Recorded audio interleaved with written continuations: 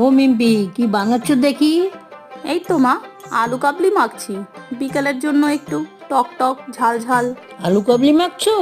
ছোটবেলায় স্কুলের সামনে খুব খেতাম। হারান কাকা যা মাখতো না।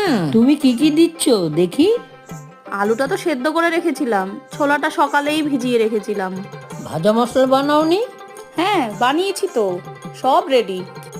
আলুটা ছোট ছোট করে কেটে নিয়ে তাতে ছোলাটা দিলাম, তেঁতুল জল দিলাম, কাঁচা লঙ্কা, বিট লবণ, লবণ, লঙ্কার গুঁড়ো, ভাজা মশলা আর একটু লেবুর জল দিয়ে ভালো করে মেখে নিলাম।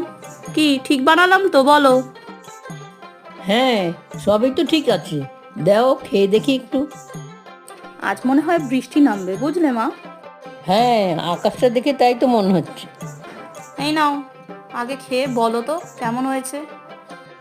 বাহ, হারান কাকার কথা মনে পড়ে গেল।